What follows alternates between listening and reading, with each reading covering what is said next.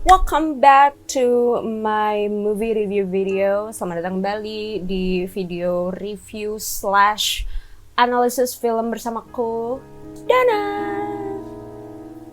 Oke guys, kali ini aku mau bahas film yang agak dark, agak berat dikit. Jadi stop senyum-senyum, cause shit's about to go.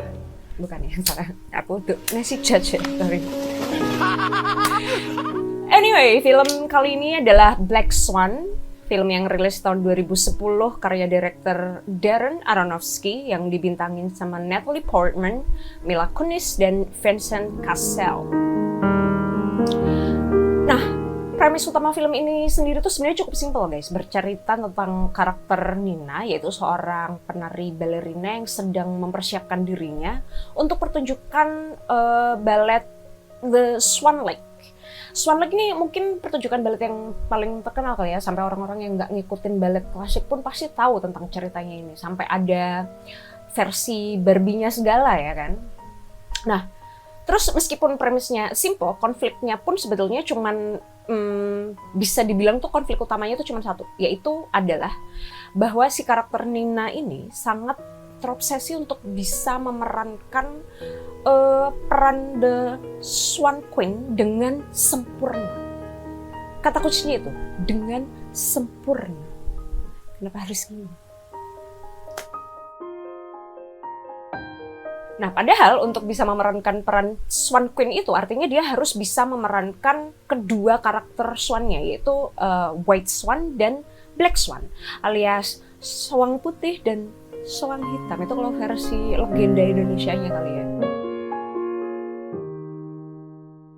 Nah, challenge-nya adalah bagi si Nina ini untuk memerankan karakter Black Swan tuh sebenarnya cukup mudah karena karakternya agak-agak mirip lah sama dirinya sendiri gitu, yang mana dia tuh sangat innocent, lugu, polos, fragile, delicate like a daisy, pokoknya tipe-tipe princess banget gitu. Tapi di sisi lain karakter Black Swan itu sangat bertolak belakang dari dia. Jadi dia harus yang kayak bold, terus kayak ada bitchy-bitchy-nya, ada sensualnya, suka menggoda, yang pokoknya bukan Nina banget lah intinya.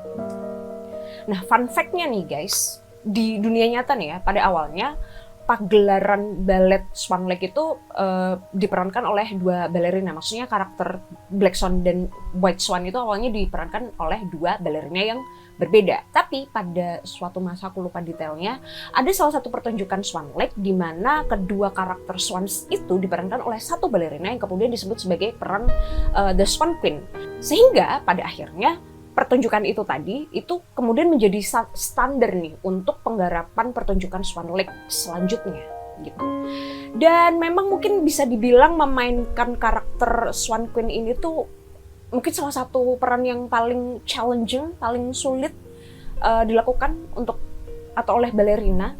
Sehingga ya gimana enggak ya kan, karena kan harus memerankan dua karakter yang sangat bertolak belakang, harus berganti-gantian nih scene dalam satu pertunjukan yang sama. Jadi kalau bisa memerankan itu ya itu pasti hebat banget gitu. Sehingga ketika dia berhasil itu akan menjadi sebuah pencapaian gitu bagi si balerina ini, dan hampir bisa dipastikan menggaransi kesuksesan karir si balerina tersebut ke depannya gitu. Nah, berhasil memerankan kedua karakter Swan itu aja, itu tuh sebetulnya baru konflik pertamanya aja bagi si Nina. Konflik lainnya itu ada karena Nina ini harus berlatih di bawah pengawasan atau arahan direktur pertunjukan balet bernama Thomas Leroy yang diperanin sama Vincent Cassel. Thomas Leroy, karena dia orang Prancis, jadi ngomongnya harus gitu, nggak bisa Thomas gitu. Kalau Thomas tuh jadinya sepur. Nah, si Thomas ini tuh adalah seorang direktur balet yang terkenal banget, dan dia tuh kayak udah terkenal ambisius, terus perfeksionis gitu, terus juga cenderung ruthless gitu atau kejam gitu. Terus kayak udah jadi semacam rahasia umum bahwa semua balerina yang berhasil mendapatkan peran utama di pertunjukan balet yang dipegang sama si Thomas ini itu pasti dipakai dulu sama si Thomas ini. You know what I mean? Nah, di saat yang bersamaan si Nina ini masih juga dibebani pula sama ekspektasi emaknya yang dulu meninggalkan ballet demi melahirkan si Nina. Terus konflik selanjutnya muncul bersamaan dengan munculnya karakter Lily yang diperanin sama Mila Kunis. Jadi ceritanya karakter Lily ini tuh jadi kayak rival utamanya Nina dalam memperebutkan peran si Swan Queen ini. Atau sebenarnya lebih tepatnya Nina tuh kayak merasa posisinya dia sebagai peran utama tuh terancam gitu dengan kedatangan si Lily ini, karena emang selalu dibanding-bandingin sama dia. Dan Nina pun sebetulnya menyadari dan mengakui bahwa memang Lily ini punya pesona yang nggak dia miliki, yaitu si pesona-pesona yang bitchy dan menggoda itu tadi gitu. Nah, konflik-konflik itu tadi mulai memicu kondisi mental Nina semakin memburuk dan mulai terganggu. Jadi Nina mulai kayak menyakiti diri sendiri, terus jadi kayak paranoid banget, merasa semua orang itu pengen berusaha ngejatuhin dia. Terus kayak dia juga mulai sering berhalusinasi, kayak dia tuh merasa dihantui oleh sosok dirinya sendiri. Itu yang menarik. Terus dia juga kayak sering ngelihat bayangannya yang kayak gerak sendiri di cermin gitu, tau gak sih? Itu tuh kayak adegan horor yang cukup standar sebetulnya, tapi nggak tahu kenapa aku suka banget karena selalu berhasil bikin aku merinding. Nah, dan kondisi psikis Nina yang terganggu inilah yang kemudian tuh kayak menggerakkan alur cerita seterusnya sampai ke ending gitu. Nah, yang menarik dari film ini ya menurutku, film ini tuh punya banyak banget layer yang bisa dianalisis, yang membuat film ini tuh jadi bahan yang enak banget lah pokoknya buat kayak film analysis atau kayak film study gitu. Salah satunya mulai dari aspek sinematografinya dulu deh. Jadi karena film ini memang bergenre psycho thriller, jadi permainan angle kamera, terus music scoring, terus sampai ke acting para pemainnya tuh main banget di sini, terutama untuk nge-build atmosfer yang thrillernya itu gitu. Tapi asli ya, aktor para pemainnya di sini tuh keren banget karena mereka tuh actingnya sampai ke level yang mikro ekspresi gitu loh guys. Jadi kalau misalkan kalian pause frame per frame-nya tuh bener-bener ekspresi mereka tuh bisa berubah secepat itu gitu. Jadi tuh menurutku keren banget. Terus selain itu juga ada banyak simbolisme, terus kayak foreshadowing, metafor gitu-gitu dalam film ini yang bisa tadi aku bilang dianalisis. Jadi unsur intrinsik dan unsur ekstrinsiknya itu sendiri sangat bisa diteliti gitu.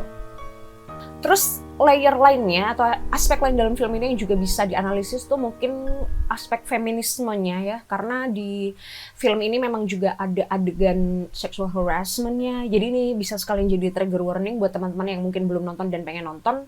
Aku kasih trigger warning di sini bahwa di film ini ada adegan sexual harassment-nya. Kemudian juga sangat ditunjukkan power dynamic antara Nina dan Thomas itu seperti apa. Terus juga aspek psikoseksualnya si Nina itu juga cukup dieksplorasi di sini. Jadi aspek itunya sendiri tuh sekali lagi bisa dianalisis sendiri. Nah, terus yang ketiga tuh juga ada aspek psikologisnya. Tentu saja karena ini memang psikothriller, jadi tentunya memang aspek ceritanya sangat berat di bagian psikologisnya gitu. Yang pertama tuh kayak ada mulai dari ini deh, obsesinya Nina terhadap kesempurnaan, terhadap bagaimana dia pengen banget memerankan tokoh Swan Queen dengan sempurna gitu. Kemudian ada juga dinamika hubungan antara Nina dengan ibunya yang menurutku cukup aneh karena ibunya ini sangat posesif sama anaknya. Terus ada juga tekanan yang dihadapi dihadapi oleh si Nina dari ibunya dan juga dari si direkturnya si Thomas tadi. Kemudian ada juga aspek bahwa si Nina itu sangat hyper self aware gitu. Jadi semua masing-masing layer psikologis ini tuh kayak mendatangkan konflik tersendiri buat si Nina, atau setidaknya kayak menebalkan konflik yang memang dari tadi udah ada.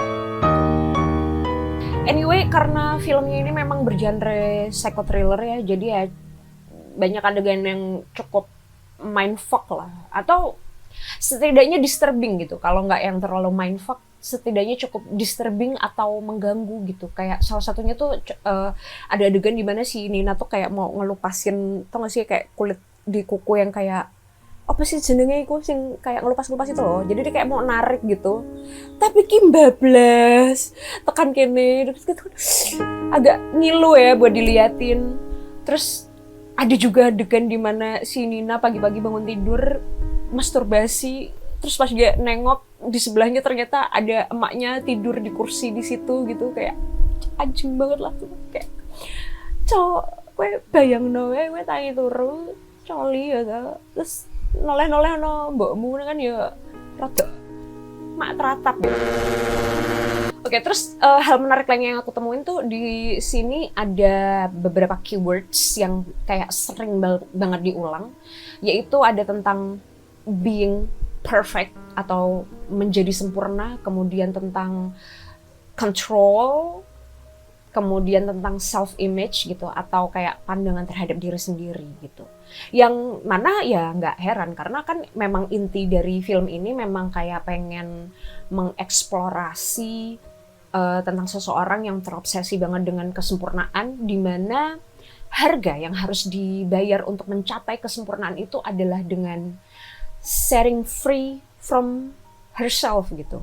Apa ya, kayak membebaskan diri dari dirinya sendiri gitu. Artinya kamu tuh harus kehilangan dirimu untuk bisa mencapai kesempurnaan itu gitu. Intinya seperti itu. Jadi ya gimana ya, dalam prosesnya dia pasti kehilangan dirinya sendiri dan kehilangan sanity-nya gitu. Jadi memang banyak adegan yang menunjukkan batas antara realita dan halusinasinya si Nina ini gitu. Jadi kita sendiri pun kadang dibikin bertanya-tanya, ini tuh sebenarnya beneran terjadi atau cuman di kepalanya Nina doang gitu.